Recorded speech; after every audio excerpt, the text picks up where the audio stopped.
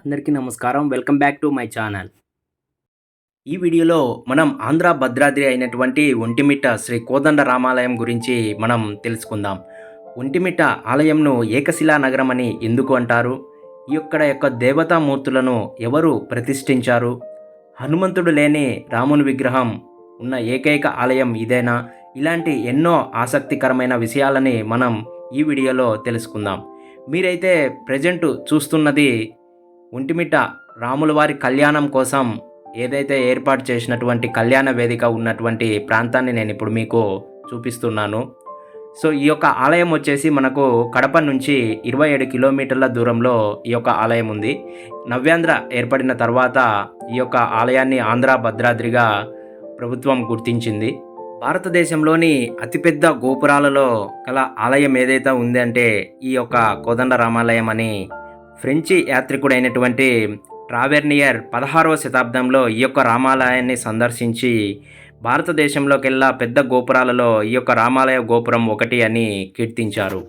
ఇక ఈ యొక్క ఒంటిమిట్ట ఆలయ చరిత్ర గురించి మనం తెలుసుకున్నట్లు అయితే రామలక్ష్మణులు చిన్నపిల్లలుగా ఉన్నప్పుడు విశ్వామిత్రుడు వారిని తమ యాగరక్షణకు తీసుకున్నాడనే విషయం మనకు తెలిసిందే. కానీ సీతారామ కళ్యాణం జరిగాక కూడా అలాంటి సందర్భమే ఒకటి ఏర్పడింది. అప్పుడు మృకండు మహర్షి, శృంగి మహర్షి రామునిని ప్రార్థించడంతో దుష్టులను శిక్షించడానికి ఆ స్వామి సీతాలక్ష్మణ సమేతుడై అంబుల పొది, పిడిబాకు, కోదండం పట్టుకొని ఈ యొక్క ప్రాంతానికి వచ్చి యాగరక్షణ చేశాడని మనకి పురాణం చెబుతోంది.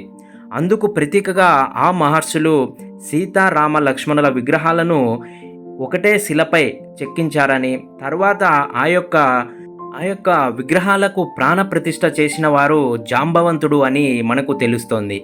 ఇది ఈ ఆలయం యొక్క ఈ యొక్క విగ్రహాలు ఏకశిలపై చెక్కించడం వెనుక ఉన్నటువంటి ఆలయం యొక్క చరిత్ర. అందుకనే మనము ఈ యొక్క ఒంటిమిట్ట దేవాలయంని మనము ఏకశిలా నగరం అని కూడా పిలుస్తూ ఉంటారు.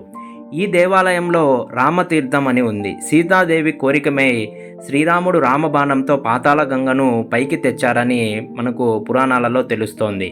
దేవాలయంలోని మూల విగ్రహాలలో రాముని విగ్రహం పక్కన హనుమంతుడు విగ్రహం లేని ఏకైక ఆలయం ఏదైనా ఉంది అంటే అది ఒంటిమిట్టలో ఉన్నటువంటి శ్రీ కోదండ రామాలయం.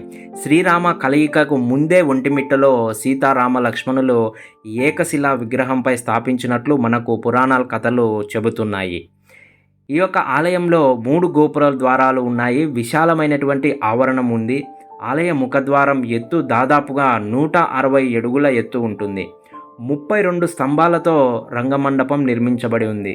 గోపురం చోళ రాజ పద్ధతిలో రంగమండపం విజయనగర శిల్పాలను పోలి ఉంటుంది.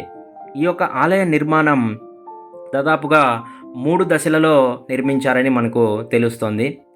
వావికొలను సుబ్బారావు వాల్మీకి రామాయణాన్ని తెలుగులో రచించి దానికి మందరం అని వ్యాఖ్యానం కూడా చేశారు.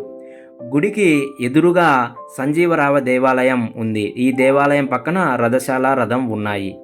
చోళ విజయనగర వాస్తుశైలిలు కనిపించే ఈ ఆలయం స్తంభాలపైన రామాయణ, భాగవత కథలను మనం చూడవచ్చు. తెలుగువారు అమితంగా ఇష్టపడే సహజ సరళ కవి బమ్మెర పోతన జన్మస్థలం వివాదంగా ఉన్నప్పటికీ ఆయన రచించిన భాగవతాన్ని ఈ యొక్క ఆలయం ఇక్కడే అంకితం ఇచ్చాడు. ఈ సహజ కవి విగ్రహం కూడా ఆలయంలో మనం సందర్శించవచ్చు. ఇవే కాక ఈ ఆలయానికి సంబంధించినటువంటి అనేక ఆలయ విషయాలలో ఉన్నాయి. వాటిలో మనకు తెలుసుకోవాల్సిందే చివరిగా ఏంటంటే ఇమాంబేగ్ బావి. ఒంటిమిట్ట రామాలయాన్ని సందర్శించే భక్తులకు ఆకర్షించే అంశాల్లో ఇమాంబేగ్ బావి ఒకటి. ఇమాంబేగ్ బావి 1640 సంవత్సరంలో కడపను పరిపాలించినటువంటి అబ్దుల్ నబీ ఖాన్ యొక్క ప్రతినిధి. ఒకసారి ఆయన ఈ ఆలయానికి వచ్చిన భక్తులను మీ దేవుడు పిలిస్తే పలుకుతాడా అని ప్రశ్నించాడు. శుద్ధితో పిలిస్తే ఖచ్చితంగా పలుకుతాడు అని వారు సమాధానం ఇవ్వగా ఆయన 3 సార్లు రాముణ్ణి పిలిచాడు. అందుకు ప్రతీకగా మూడోసారి 3 సార్లు కూడా ఓ అని సమాధానం వచ్చింది. ఆయన అలా ఓ అని సమాధానం రావటంతో చాలా ఆశ్చర్యానికి గురైనాడు. తిరిగి స్వామివారి భక్తులుగా మారిపోయారు. అక్కడి నీటి అవసరాల కోసం ఒక బావిని తవ్వించడం జరిగింది. అలానే ఆయన పేరు మీద ఇమాంబేగ్ బావి అని ఆ బావికి పేరు పెట్టారు. ఇప్పటికీ ఈ యొక్క బావి మనం ఆలయంలోకి ప్రవేశించక ముందే మనకి ఎడమవైపుగా ఈ యొక్క ఇమాంబేగ్ బావి ఆలయం ఉంది. ఈ యొక్క ఆలయాన్ని ముస్లింలు సందర్శించడానికి గల ముఖ్య కారణం ఏంటంటే ఈ యొక్క ఇమాం బేగ్ అనే ఆయన కూడా ఈ యొక్క ఆలయం ముస్లింలు రావడానికి ముఖ్య కారణం. ఎందుకంటే ఆయన స్వామివారి యొక్క భక్తుడు అయ్యాడు కాబట్టి ఈ యొక్క ముస్లింలు కూడా ఈ యొక్క ఆలయాన్ని సందర్శించడం కోసం ఎంతో ఆసక్తిగా చూస్తూ ఉంటారు.